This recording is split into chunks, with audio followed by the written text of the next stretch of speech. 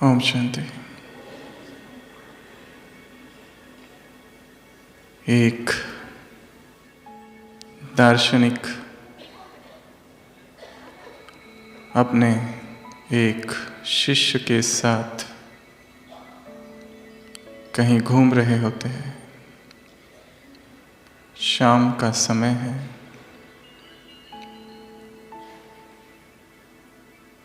एक स्थान पर वो पहुंचते हैं और देखते हैं एक टूटा फूटा सा घर है और बहुत बड़ा खेत है, परंतु खेत में कोई फसल नहीं है। खेत भी जैसे वीरान पड़ा हुआ है। वो दोनों सोचते हैं, घर पर देखते हैं कोई अगर हो तो थोड़ा जलपान किया जाए। और ठक ठक करते हैं। एक व्यक्ति बाहर आता है जो अपनी पत्नी और 3 बच्चों के साथ वहाँ रहता था। वो उन्हें पानी देता है। वो दार्शनिक उस व्यक्ति से पूछता है, तुम करते क्या हो? वो कहता है, कुछ भी नहीं, कुछ भी नहीं। ये जो इतना बड़ा खेत है, ये तो वीरान सा पड़ा हुआ है। वो कहता है, नहीं, मैं कुछ भी नहीं करता। फिर घर कैसे चलता है? वो कहता है, हमारे पास एक भैंस है, उसी का दूध हम निकालते हैं और उसी को बेचते हैं और बस आराम से जीवन कट रहा है। किसी मेहनत की आवश्यकता नहीं। रात बहुत हो चुकी होती है तो वो व्यक्ति कहता है, आज रात आप यहीं रुक जाओ। तो वो दार्शनिक और उसका शिष्य वहीं रुक जाते हैं। और आधी रात को अचानक वो संत, वो दार्शनिक उठता है और अपने शिष्य से कहता है, चलो यहाँ से, यहाँ हमें एक पल भी नहीं रहना। तो शिष्य को आश्चर्य लगता है, ऐसा क्या हो गया?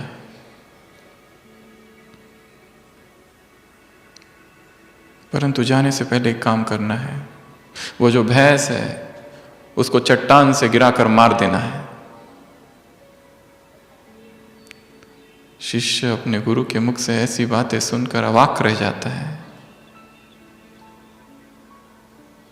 पर वो कुछ बोलता नहीं। और वो दोनों चुपचाप उस भैंस को लेते हैं, चट्टान पर जाते हैं और उसे ढकेल देते हैं और वो मर जाती है और वो दोनों वहाँ से चल जाते हैं। शिष्य का मन आत्मग्लानि से भर जाता है। ये मेरे गुरु ने क्या कर दिया? मैं तो इन्हें बहुत महान समझता था, पर ये इन्होंने क्या कर दिया? और 10 साल गुजर जाते हैं और 10 साल के बाद भी उस शिष्य के मन में वो आत्मग्लानि का, अपराध का भाव अब भी है। और वो सोचता है, क्यों ना अपनी गलती पर प्रायश्चित किया जाए, क्यों ना वहीं उसी स्थान पर जाकर उस व्यक्ति को सच सच बता दिया जाए, तो शायद दिल को थोड़ी राहत मिलेगी। तो वो शिष्य 10 साल के बाद जाता है तो आश्चर्य होता है, एक बहुत बड़ा बंगला, एक शानदार घर वहाँ पर होता है और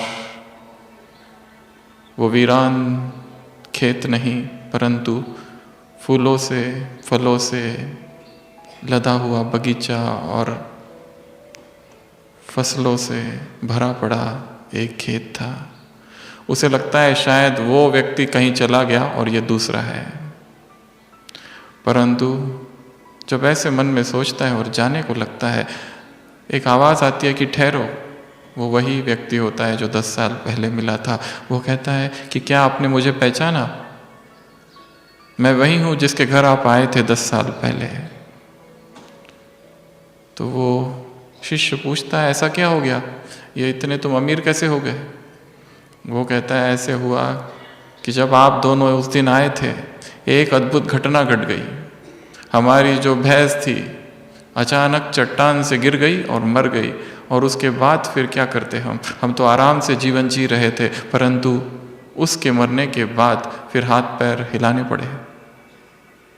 फिर मैंने थोड़ा सा काम करना चालू किया और उसके बाद मैं धीरे धीरे खेती की और धीरे धीरे फसल आई, और फिर जो फसल आई उसको बेचा, फिर फूलों फलों का बगीचा लगाया, और करते करते इन 10 सालों में मैं इतना बड़ा फल का व्यापारी बन गया। वो शिष्य कहता है परंतु ये सब तो आप पहले भी कर सकते थे। वो कहता है पहले भी कर सकता था, परंतु वो जो भैंस थी उसी पर हम निर्भर थे और उसी पर हम अवलंबित थे। और जब तक वो थी तब तक ये विचार ही नहीं आया। जिस दिन वो मर गई, जिस दिन वो समाप्त हो गई, उसी दिन से संकल्प आया कि कुछ करना चाहिए। उसी दिन से जो अंदर में चेतना सोई पड़ी थी वो जाग गई। तब उस शिष्य को अपने गुरु की हुई वो बात याद आती है। कहानी बड़ी अद्भुत और अटपटी है, परंतु वो भैंस ही बाधा थी। वो भैंस एक रूपक है। हर मनुष्य ने भी ऐसी ही किसी वस्तु को, किसी प्राणी को, किसी चीज को पकड़ के रखा है और उसके आधार से सुख चैन से जी रहा है, परंतु उसके पुरुषार्थ में कोई गति नहीं है, क्योंकि सब कुछ ठीक ठाक चल रहा है। वो रूपक भैंस का कोई व्यक्ति हो सकता है, कोई वस्तु हो सकती है, कोई साधन हो सकता है, कुछ भी वस्तु हो सकती है, और वही शायद बंधन है, बाधा है, और हम उसे छोड़ना नहीं चाहते, उसे पकड़े हुए हैं। ऐसा कोई सद्गुरु आ जाए जो उसको हमारे जीवन से हटा दे, तो जीवन की चेतना में गति आ जाए, शक्ति आ जाए। और भगवान जब धरा पर आता है और जब देखता है कि आत्माएं कैसी सोई पड़ी है, कैसे हर एक ने किसी एक भैंस को पाल रखा है जो कि उसकी उन्नति में बाधा है, तो सबसे पहला काम वो उसको हटाने का करता है, ताकि बाद में हम ये ना कह सके कि तुमने हमें बताया ही नहीं था। फिर मत कहना कि बताया नहीं।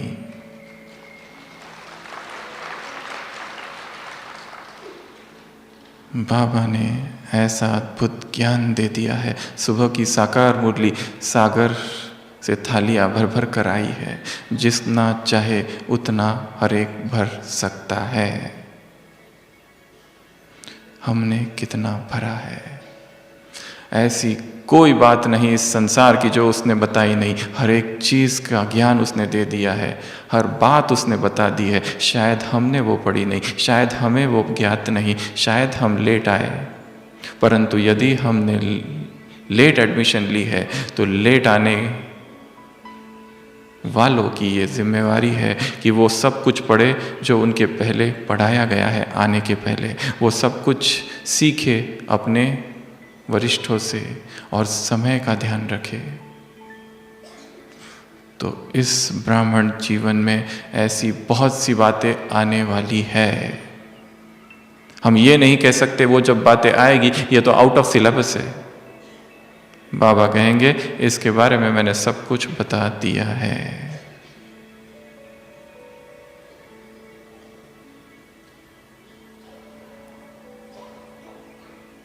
और अब भी थोड़ा समय है, हमें वो सारी बातें जान लेनी है जो आने वाली है, जिसको हम कहेंगे पेपर्स। इस ब्राह्मण जीवन में ऐसे आने वाले 10 बहुत शक्तिशाली पेपर है, उसमें से 8 तो सभी को आने वाले हैं और 2 शायद किस किस को। और यदि अंतिम समय के पेपर्स की लिस्ट गिनाई जाए तो ये 8 मुख्य है और वो हर एक को आएंगे और एक एक पेपर बड़ा कड़ा होगा। एक दृश्य ये भी है कि भगवान बैठा हुआ है और उसके सामने सभी ब्राह्मण आत्माएं हैं और सभी रो रही है और बाबा से कह रही है, बाबा आपका हम बने फिर भी हमसे ये अपराध हो गया, पाप हो गया, ये विकर्म हो गया, और आंसू बहा रही है, बाबा से माफी मांग रही है। ऐसा भी दृश्य आने वाला है और बाबा संपूर्ण साक्षी है, कोई लेना देना नहीं किसी से। वो आत्माएं जिन्होंने अपने जीवन को अर्पण कर दिया भगवान के चरणों में, वो आत्माएं जिन्होंने अपना सर्वस्व स्वाहा कर दिया, बूंद बूंद शिवलिंग पर सहयोग की बूंदें डाली, तन मन धन की, फूरी फूरी तालाब,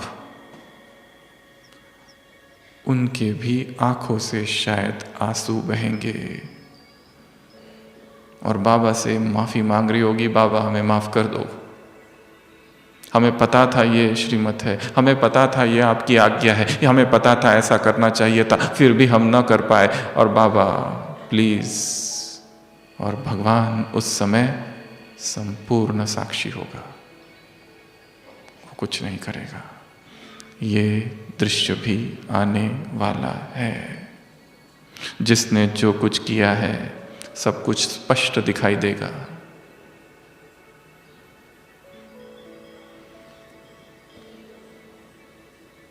तो इस ब्राह्मण जीवन में भी कुछ ऐसे पेपर आने वाले हैं कि जिसके लिए हमें तैयार रहना है। अभी अभी शांतिवन में इसी हॉल में 3 तारीख मुरली चली।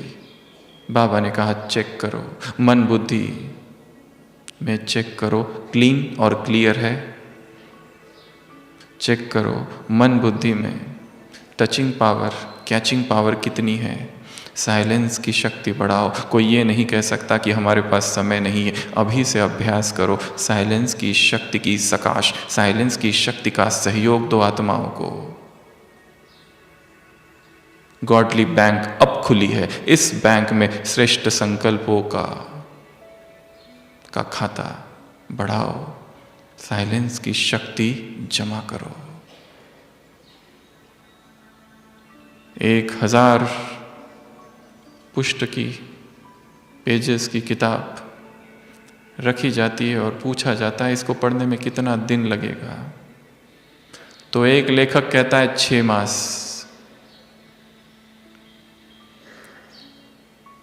एक डॉक्टर कहता है 3 मास, एक दार्शनिक फिलोसोफर कहता है 1 मास। एक विद्यार्थी को पूछा जाता है कितना दिन, कितना मास, वो कहता है it depends upon when is the exam. ये इस पर निर्भर करता है कि परीक्षा कब है। ये हमारी हालत ना हो कि हम पढ़ाई करें इसलिए क्योंकि पेपर इतने देर में आने वाला, इसलिए हम तब से पढ़ाई चालू करें। पहले से ही हमारी तैयारी हो। तो ऐसे 10 पेपर्स आएंगे और वो जब जब आएंगे हमारे मुख से ऐसे शब्द ना निकले कि बाबा आपने ये पहले क्यों नहीं बताया। बाबा कहेगा फिर मत कहना बताया नहीं, मैंने पहले बता दिया था। वो सब बातें बता दी थी, तुमने शायद नहीं सुनी। और ऐसी कुछ श्रीमत है, हम 6 श्रीमत ऐसी लेंगे कि हम ये नहीं कह सकेंगे कि हमें पता नहीं था। सबसे पहला पेपर होगा 5 विकारों का, जिसमें जो विकार छिपा बैठा है वो अंत में बाहर निकलेगा विकराल रूप में। यदि वो क्रोध है जिसको दबाया गया है और जिसको रूपांतरित नहीं किया गया, वो क्रोध विकराल रूप धारण करेंगे। अगर वो काम है, वो सुनामी की तरह बाहर निकलेगा। संपूर्ण निर्विकार, यदि वो लोभ है, यदि वो अहंकार है। बाबा ने कभी कहा है 5 विकार स्थूल, 5 विकार सूक्ष्म और रॉयल माया के 3 रूप बताए हैं। क्रोध चला गया, चिड़चिड़ापन रहा है। काम तो समाप्त हो गया, परंतु कामना रही हुई है, प्रभावित होना रहा हुआ है। कोई व्यक्ति अच्छा लगता है, लगाव और झुकाव है, आसक्तियां है, सूक्ष्म वासना आत्मा को बांधे हुए है। तो ये पेपर हर एक के सामने आएगा। जब तक मधुबन में है सब कुछ अच्छा है, परंतु यहाँ से जैसे ही वहाँ उस दुनिया में जाते हैं तो वहाँ के संस्कार प्रकट होते हैं। इस दुनिया में आते हैं तो यहाँ के संस्कार प्रकट होते हैं। जब इस दुनिया में है तो उन संस्कारों को चेक करना है जो वहाँ प्रकट होते हैं, ताकि उनको जड़ से समाप्त किया जाए। और सभी एक अव्यक्त वाणी नोट करके रखेंगे।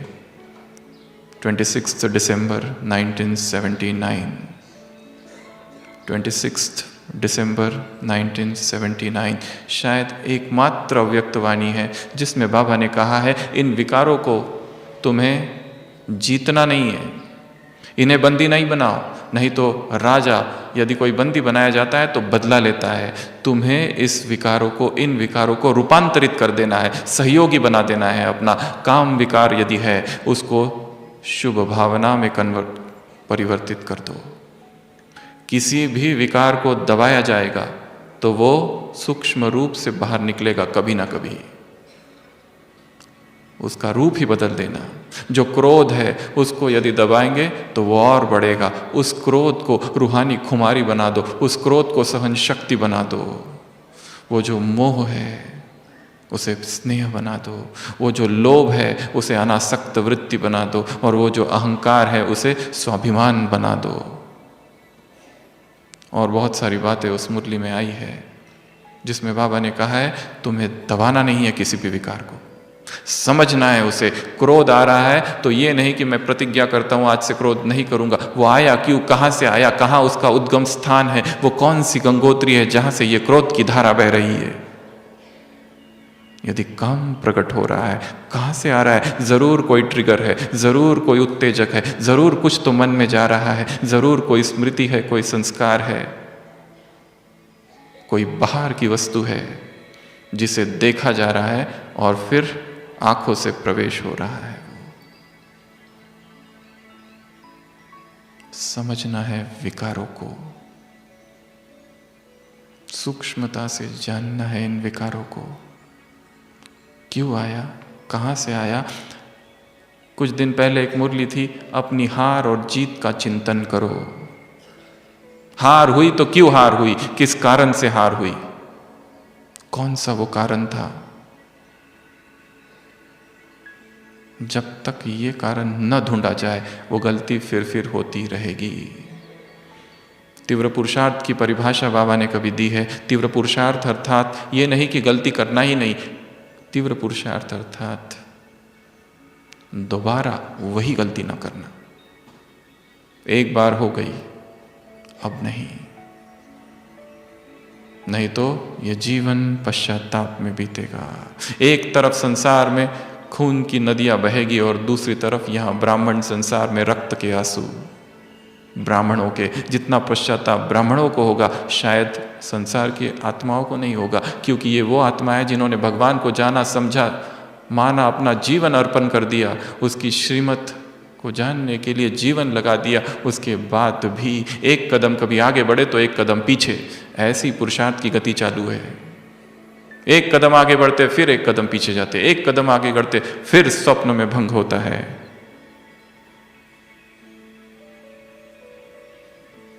क्या हम कर रहे हैं? कैसा ये अंतर्द्वंद है?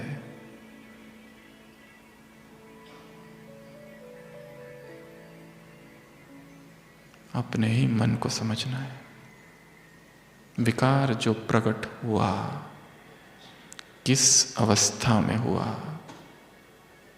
किस स्थान पर हुआ, किस समय हुआ, उस समय को जानना है, उस स्थान को जानना है, उस मन की स्थिति को जानना है, ताकि अगली बार वैसा न हो। तीव्र पुरुषार्थ की परिभाषा कभी बाबा ने दी है 21 जनवरी 1969, फर्स्ट अव्यक्तवाणी यज्ञ की। ऐसा नहीं कि तुम पुरुषार्थ नहीं करते, परंतु समय पर ज्ञान याद आ जाना यही पुरुषार्थ है। समय पर ज्ञान याद आना यही तीव्र पुरुषार्थ है, और कोई पुरुषार्थ नहीं है। इसके लिए निरंतर ज्ञान की धारा बहती रहे, निरंतर ज्ञान का चिंतन होता रहे, मनन होता रहे, क्योंकि ये विकार बड़े सूक्ष्म हैं, बहुत सूक्ष्म हैं। कब आते हैं, कैसे आते हैं, किस द्वार से आते हैं, समझ ही नहीं आता है। जितने सूक्ष्म विकार है उतनी ही सूक्ष्म बुद्धि भी चाहिए। इसलिए बाबा ने कहा साइलेंस की शक्ति जमा करो। इंदौर ग्रुप से बाबा ने बात की, अंतर्मुक्ता की तपस्या करो, अंतर्मुक्ता की तपस्या। बाह्यमुखी बहुत रहे, संसार में बहुत बात की, अब मौन, अब चुप हो जाओ। ब्राह्मण जीवन मौजों का जीवन है, पर यह ना भूलना कि यह साधना शिविर भी है। पिकनिक करते करते कहीं तपस्या खो ना जाए।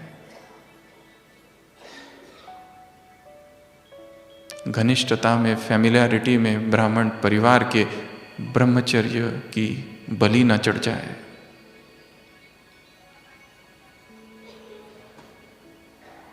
प्यारा बनने के अभ्यास में न्यारापन न खो जाए। आत्माओं का प्यारा बनने के पुरुषार्थ में परमात्मा से हम दूर न हो जाए।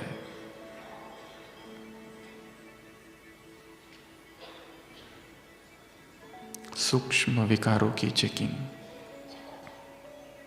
स्थूल तो चले गए, परंतु सूक्ष्म बाकी है।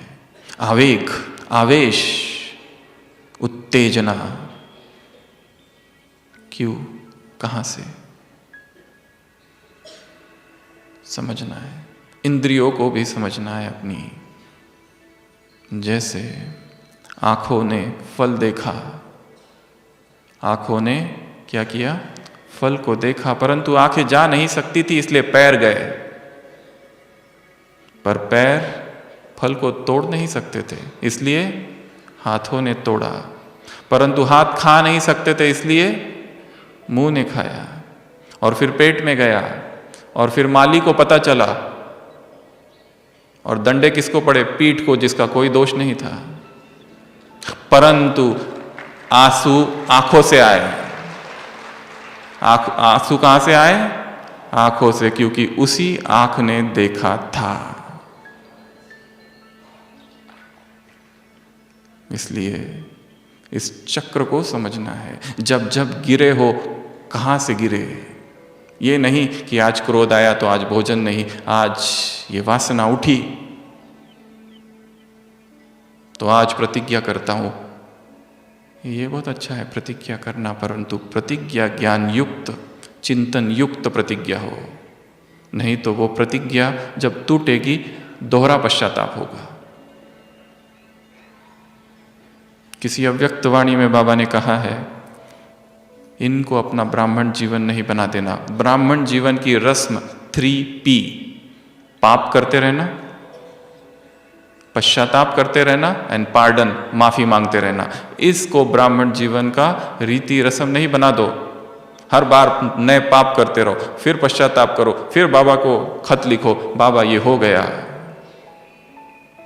इसको ब्राह्मण जीवन की रीति रस्म नहीं बनानी है।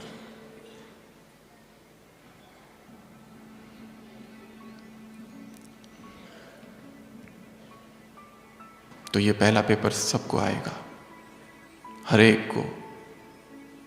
जिसने क्रोध को जीत लिया है उसे क्रोध का पेपर नहीं आएगा, उसे किसी और का पेपर आएगा। जो रहा हुआ है, जो छिपा हुआ है, अंदर ही अंदर धधक रहा है, अंगारी, चिंगारी की तलाश है बस। तो इससे पहले कि ये पेपर आए, स्वयं को स्थिर कर देना है, मुक्त करना है एक एक विकार से।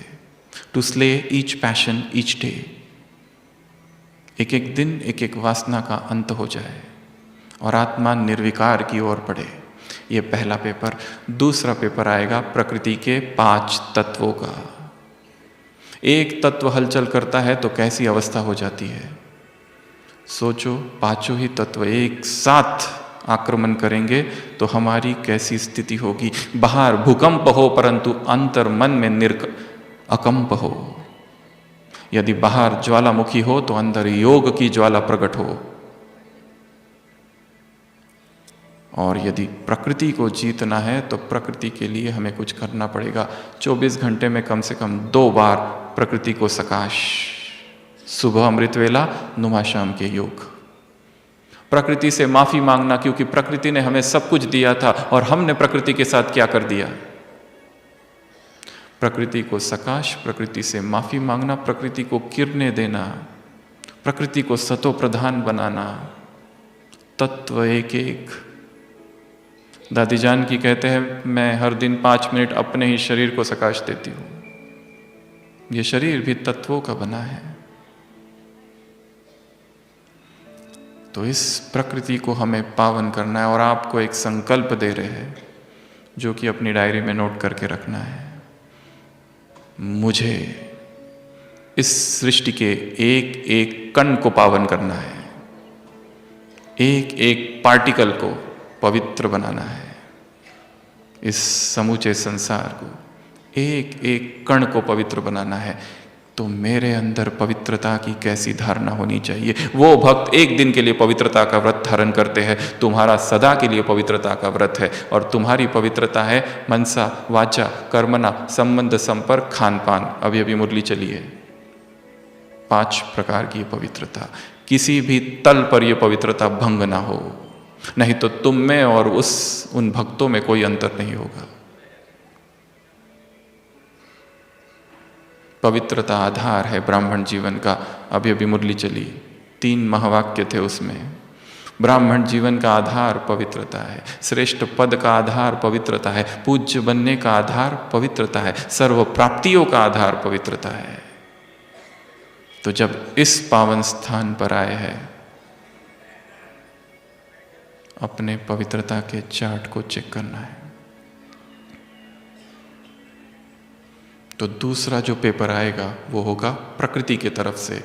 अभी से स्वयं को शक्तिशाली बनाना है। और एक चीज़ इसी के साथ, प्रकृति में जो हलचल होती है उसमें अचल अडोल रहने का अभ्यास। और प्रकृति की कंप्लेंट नहीं करना, आज गर्मी ज़्यादा है, आज ठंडी ज़्यादा है, आज बारिश ज़्यादा है। प्रकृति ने हमें इतना सब कुछ दिया और हम क्या कहते हैं, उसकी कंप्लेंट करते रहते हैं। मन में नकारात्मक भाव है प्रकृति के प्रति। क्यों? क्या ऐसे भाव यदि हम रखें और सारे सुबह, फिर हम क्या प्रकृति को सकाश दे सकेंगे? शायद नहीं। प्रकृति रक्षा उनकी करेगी अंत समय में जिन्होंने उसकी सेवा की होगी। क्या मैं प्रकृति की सेवा कर रहा हूं? यही तो सबसे बड़ी सेवा है आज।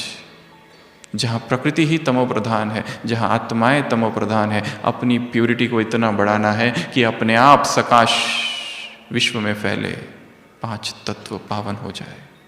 तो संकल्प दिया है इस सृष्टि का एक एक कण मुझे क्या करना है, पावन बनाना है। ये मेरी रिस्पॉन्सिबिलिटी है। ये दूसरा पेपर आएगा और आएगा तो वहां डरना भी नहीं है फिर, क्योंकि विनाश के समय मनुष्य की 2 टेंडेंसीज बाहर निकलती है, 2 प्रवृत्तियां। एक तो अच्छाई की, जैसे उत्तराखंड में त्रासदी हुई थी, कितने लोग वहां चले गए मदद करने के लिए, लंगर के लंगर खुल गए निस्वार्थ सेवा करने के लिए। तो दूसरी ओर एक दूसरा पक्ष भी था, कई सारे चोर और उचक्के भी आ गए जो डूब रहे थे, उनको लूट रहे थे। मनुष्य मन के दोनों भाग वहां पर प्रकट हुए थे। तो विनाश के समय ये दूसरा पेपर आएगा। तीसरा पेपर है शारीरिक कर्म भोग। इस शरीर का पेपर, ऐसा कोई नहीं कह सकता कि मैं कभी बीमार ही नहीं पड़ूंगा। हाँ, इस शरीर की देखभाल जरूर करनी है, इस शरीर को स्वस्थ जरूर रखना है, परंतु उसके बावजूद भी क्योंकि तत्व ही तमो प्रधान है, तो ऐसी कोई ना कोई बीमारी भी शरीर में आएगी और तब हिलना नहीं है, तब अचल अडोल रहना है। ऐसा जो रहेगा वही योगी है। और वास्तव में हमारे ज्ञान और योग की जो टेस्ट है वो है बीमारी। बीमारी होने के बाद कौन कितना चलड़ोल रहता है, यही दिखाता है कि कितनी गहराई से मुरली को सुना था, कितनी धारणाएं पक्की थी, कितनी तितिक्षा थी, सहन करने की शक्ति थी। यह हलचल में आ गए, जरा सी बीमारी और हलचल, जरा सी बीमारी और पूरा ज्ञान योग समाप्त हो गया, जरा सी बीमारी और नेगेटिव संकल्प चलने लगे कि बाबा मदद नहीं करता, हमने अपना जीवन दे दिया उसको, उसके बाद भी ये बीमारी। ऐसा क्यों? बीमारियां आएगी क्योंकि वो कार्मिक अकाउंट है, कर्म भोग है, और वो भी चुकतू होगा। क्या मम्मा और बाबा से भी अधिक पुरुषार्थ इस संसार में किसी ने किया है आज तक? परंतु वो भी नहीं छूटे कर्म भोग से। तो हम कौन हैं?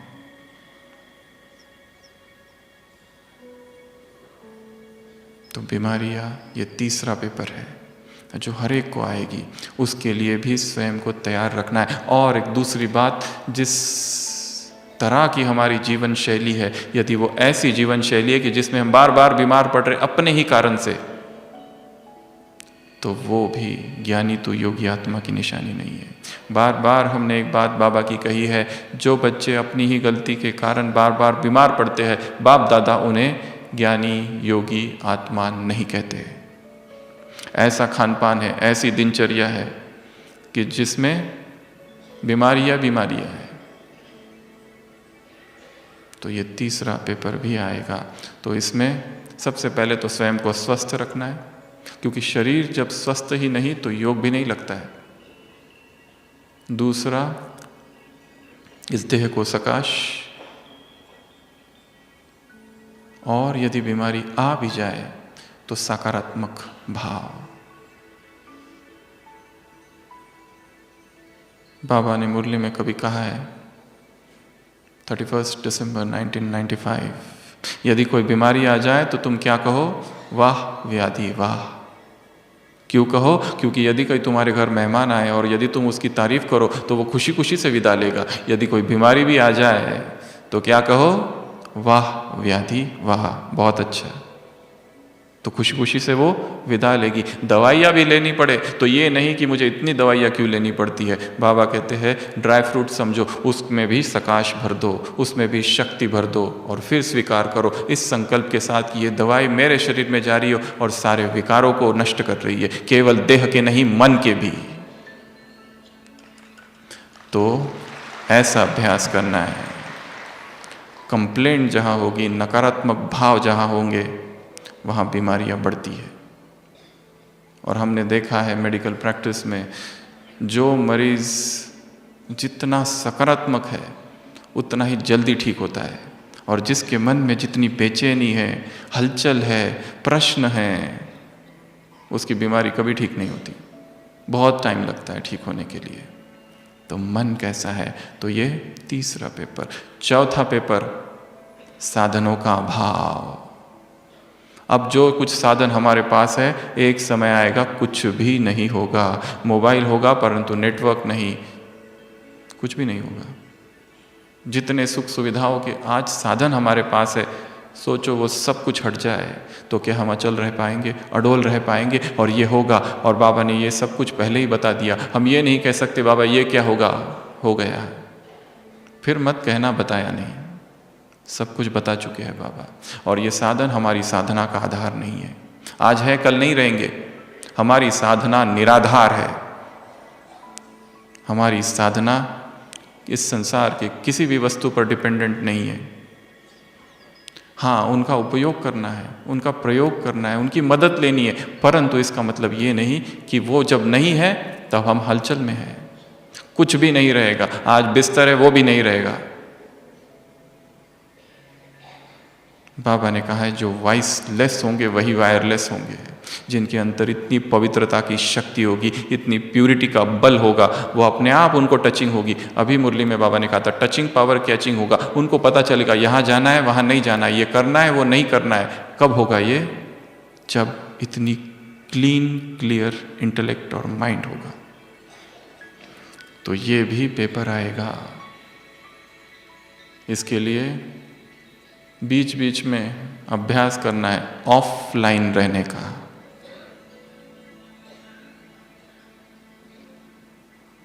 इतना डिपेंडेंस ना हो जाए उस पर। बाबा ने व्रत की भी बात कही शिवरात्रि में। वो लोग व्रत करते हैं। विश्व को इस समय डिजिटल व्रत की आवश्यकता है, जो इतना डूब गया है। वैज्ञानिक अनुसंधान कहते हैं पिछले 5 साल में इस संपूर्ण सृष्टि में जितने विकार बढ़े हैं उतने कभी नहीं हुए थे, क्योंकि तभी से ही इंटरनेट फ्री हुआ है। युवा जगत में जो विकार बढ़े हैं वो इसके कारण। इसको भी समझना है कि इतने साधनों पर हम अधीन ना हो जाए कि साधना ही खो गई। साधना का पथ है ये, तपस्या का पथ है ये। अब सोने का वक्त नहीं, नींद ना करो, बहादुरी से माया का सामना करो। आवाज उठ रही है आबू की भूमि से, आवाज उठ रही है आबू की भूमि से। उस आवाज को सुनना है। भारत का बदलना है तुम्हें नक्शा कर्म से। इतने बड़े कार्य हमें करना है और हम सो रहे हैं। हम किसी एक छोटी सी वस्तु पर अवलंबित हो गए। निराधार।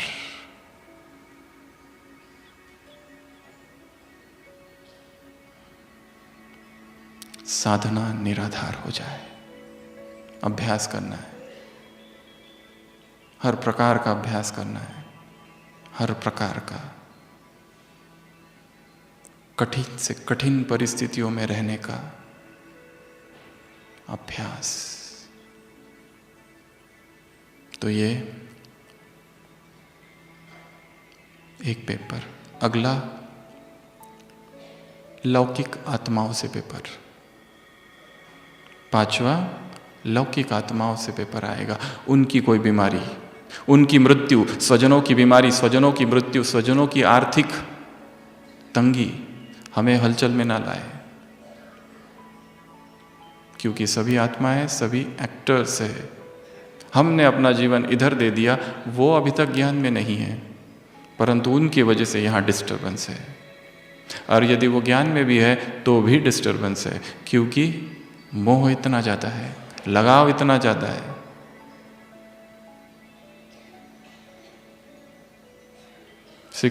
ये मार्ग मर्जीवा जन्म का मार्ग है। कोई एक दादी थे तो एक सेंटर पर भाई आता था, वो छोड़कर चला गया। कोशिश की उसे लाने की। किसी ने पूछा दादी आप उसको लाते नहीं, कुछ बोलते नहीं। दादी ने कहा था, बहुत पुरानी कोई किसी शहर की ये बात है, जो ज्ञान से मर गया उसका मुंह क्या देखना।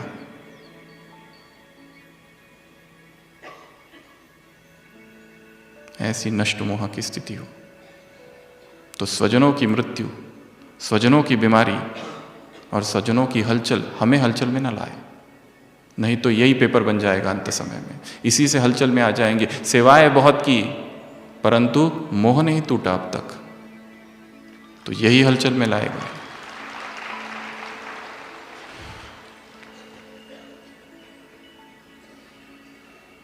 सब मरे पड़े हैं। कौन भाई, कौन माँ, कौन बाप, कौन पिता, कौन किसका, सब आत्माएं हैं। किसके मोह में हम फंसे हैं और क्यों अपना पुरुषार्थ गवा रहे हैं, और क्या मिला उससे? कुछ भी नहीं।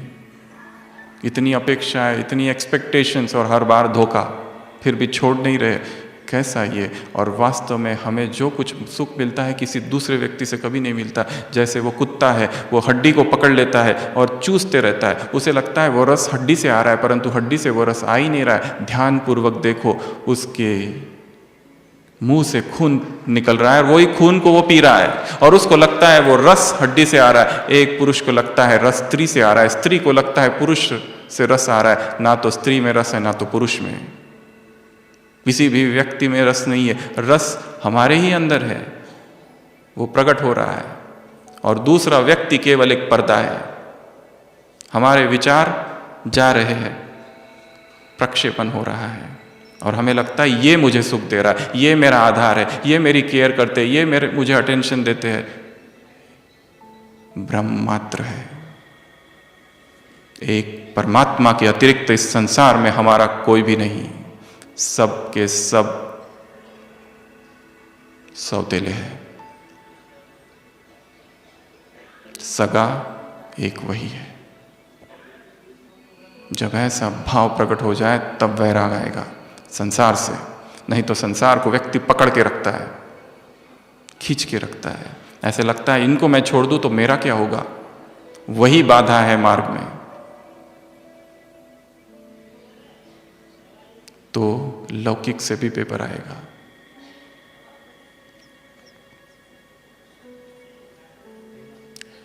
अगला पेपर है अलौकिक से पेपर, इस ब्राह्मण परिवार से पेपर।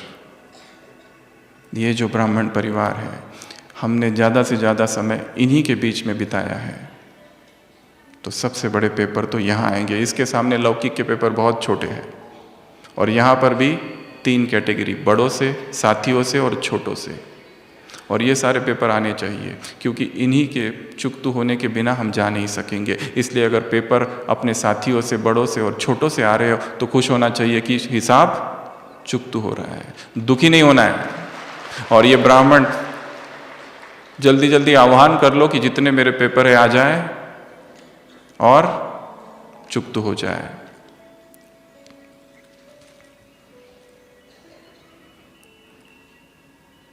तो ये एक पेपर।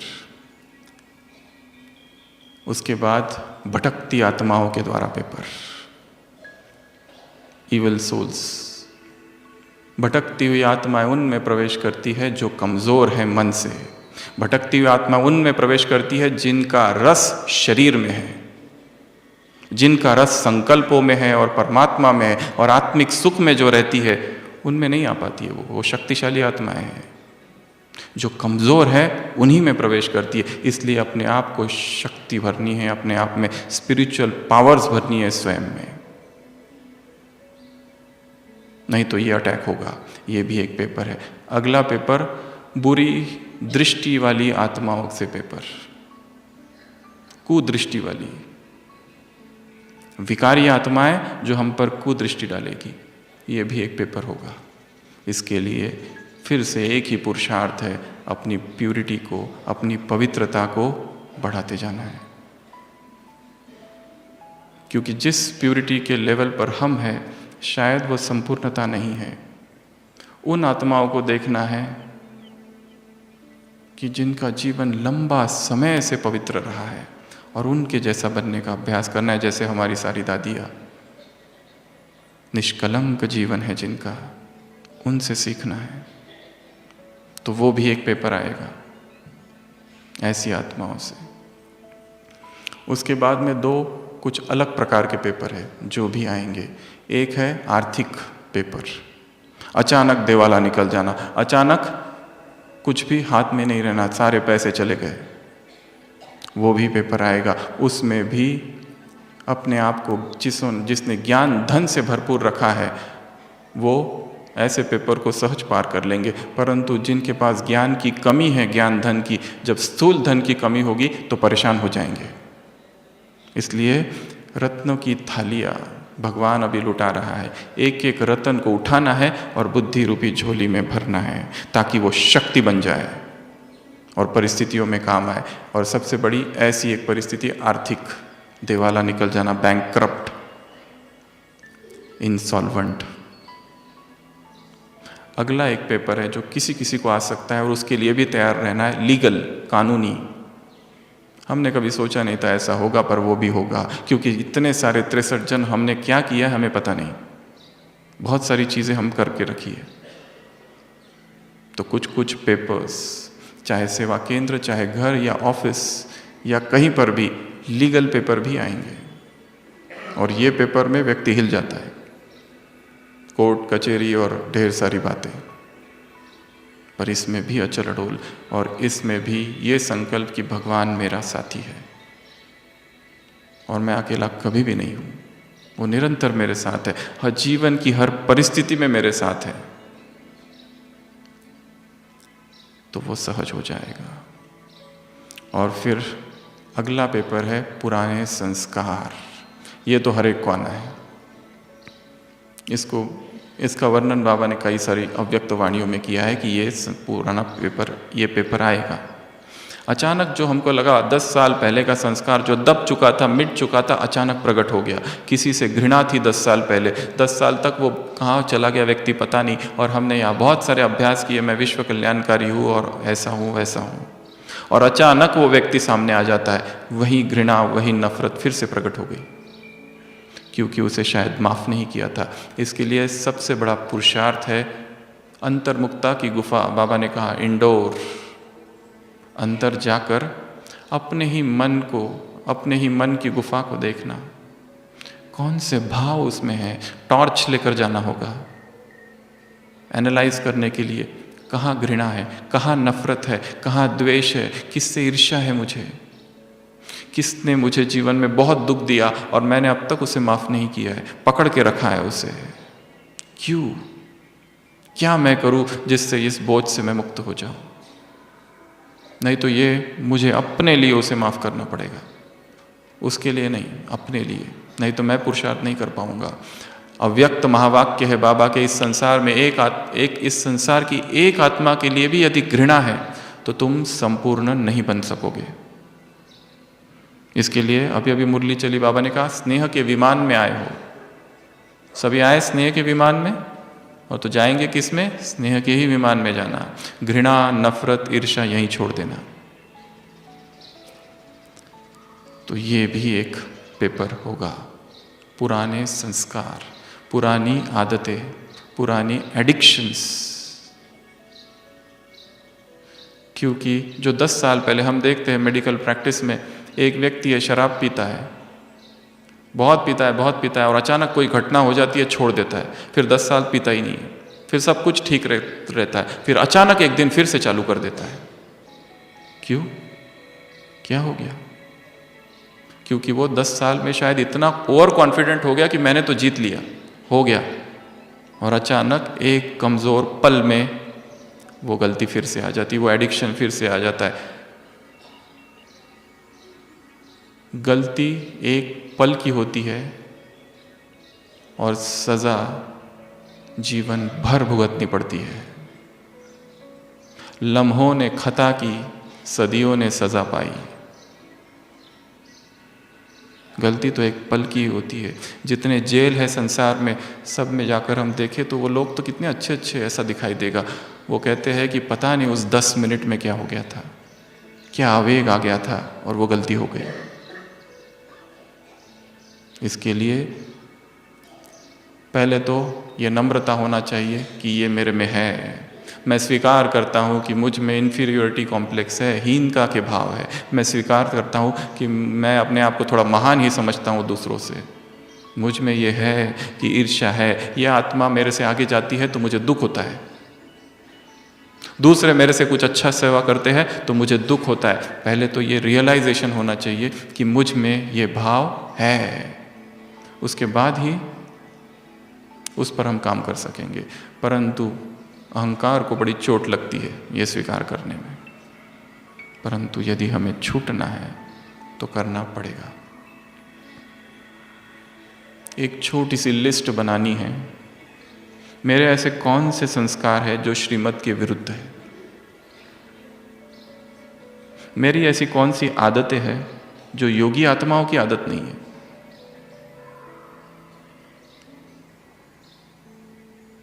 मेरी ऐसी कौन सी सोच है जो योगी की नहीं होनी चाहिए।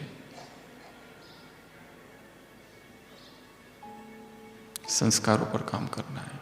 और 12वां पेपर कौन सा हो सकता है? एक तो बताया प्राकृतिक आपदा है, 12वां है तीसरा महायुद्ध। छोटी सी युद्ध की अगर परिस्थितियां भी निर्माण हो जाए तो इतनी हलचल हो जाती है, इतनी हलचल हो जाती है कि मीडिया उसको क्या से क्या कर देती है। सोचो जब महायुद्ध होगा तब क्या परिस्थिति होगी, और क्या उस परिस्थिति में हम अचल अड़ोल रह पाएंगे, जहां कर्फ्यू लगेगा, पता नहीं कब बॉम्ब कहां गिर जाए, कैसी हलचल होगी उस समय। आइंस्टाइन से किसी ने पूछा था चौथे महायुद्ध के बारे में आपका क्या विचार है? उन्होंने कहा था चौथा महायुद्ध कभी होगा ही नहीं, क्योंकि तीसरे में ही दुनिया खत्म हो जाएगी, ऐसा भयंकर होगा जो तीसरा होगा। तो जो होगा, बाबा तो कहते हैं उसी में भी कल्याण समाया हुआ है। उस विनाश में ही कुछ दिन पहले मुरली थी, मुक्ति मर्ज है। पर यह भी पेपर आएगा कि चारों ओर हलचल, मुरली हमारे पास रहेगी नहीं, मुरलियाँ नहीं मिलेगी। फिर तो वही जो सुना हुआ है बुद्धि में, जो मुरलियाँ है, ज्ञान है, उसी का चिंतन करना पड़ेगा। कुछ भी नहीं मिलेगा। जैसे साधनों की बात की, अनाज, जो भी आवश्यक सामग्री है वो भी नहीं मिलेगी। और ऐसी अवस्थाओं में इन 12 के 12 पेपर्स में वही आत्माएं अचल रह सकती है जिन्होंने अपने अंदर साइलेंस का बल भरा है, योग की शक्ति भरी है, प्यूरिटी का सामर्थ्य भरा है। और जो केवल दिखावे में और आडंबर में और बाह्य मुक्ता में रहे हैं और केवल सेवा सेवा सेवा ही करते रहे और ज्ञान योग को छोड़ दिया और त्याग और तपस्या को छोड़ दिया, जिन्होंने वैराग का चिंतन नहीं किया, इस संसार से लिप्त रहे, वो हलचल में आ जाएंगे। इसके लिए ये 12 पेपर है। पहला बताया 5 विकार, प्रकृति के 5 तत्व। दूसरा, तीसरा पेपर साधनों का अभाव, साधन रहेंगे नहीं, शारीरिक बीमारियां। चौथा, लौकिक आत्माएं, अलौकिक आत्माएं, इनसे भी पेपर आएंगे।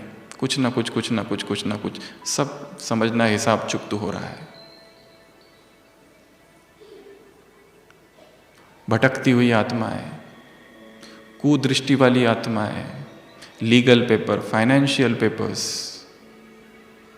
संस्कारों के पेपर्स, और तीसरा महायुद्ध। तो ये सब आएगा, और ये जब आएगा तो हम ये नहीं कह सकेंगे हमें पता नहीं था, सब कुछ बता चुके हैं। और इस टॉपिक का एक दूसरा पहलू भी है कि हम ये नहीं कह सकते कि बाबा आपने हमको ये बताया नहीं था। श्रीमत मर्यादाओं को तोड़ना और फिर पश्चाताप करना और फिर कहना हमें पता नहीं था। यदि कोई सड़क से गलत साइड में चल रहा है और पुलिस उसको पकड़े और वो कहे कि नहीं मुझे तो पता ही नहीं था, तो छोड़ देगा? छोड़ेगा क्या?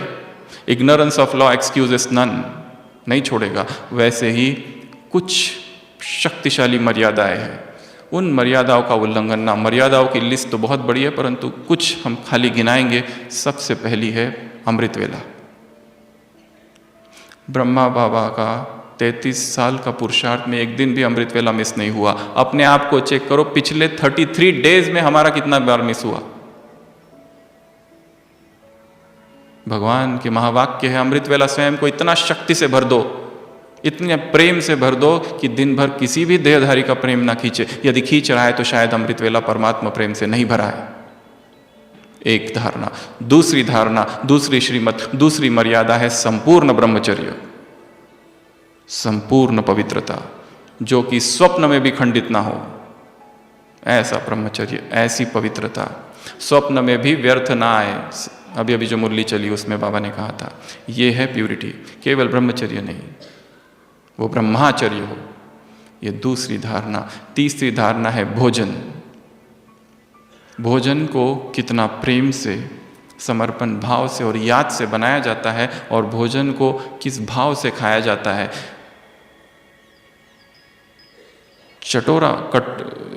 ज़बान का चटोरापन कितना है, क्या हमने इस ज़बान को वश में किया है? मास्टर सर्वशक्तिवान अर्थात स्वाद से परे अव्यक्त महावाक्य है बाबा के। और भोजन को भोग कितना भगवान को स्वीकार कराया और फिर खाया, या केवल स्वाद के वशीभूत होकर खा रहे हैं। शरीर को जितना चाहिए शायद उससे कई गुना अधिक हम खा रहे हैं, और जो चाहिए नहीं वो ज़्यादा खा रहे हैं। तो भोजन की मर्यादा, भोग लगाने की मर्यादा, ये 3 मुख्य मर्यादा है। अगला सत्संग। कितना सत्य के संग में रहते हैं, या ब्राह्मण परिवार में रहते हैं, या यहाँ से जाने के बाद ऐसे ऐसे दोस्त बना के रखे हैं संसार के कि उनके साथ में जाते ही उधर का रंग चालू हो जाता है। वो दोस्त मिलते ही वहाँ की बातें चालू हो जाती है। इधर आते हैं तो इस परिवार की बातें, उधर जाते हैं तो उधर के, दोनों का बैलेंस रखे हुए हैं। ब्राह्मण परिवार में ब्राह्मणों का बनते हैं, संसार में जाते तो उधर का बनते। ऐसा तो नहीं होगा। 2 नैया में पैर रखे हुए, चीर जाएंगे।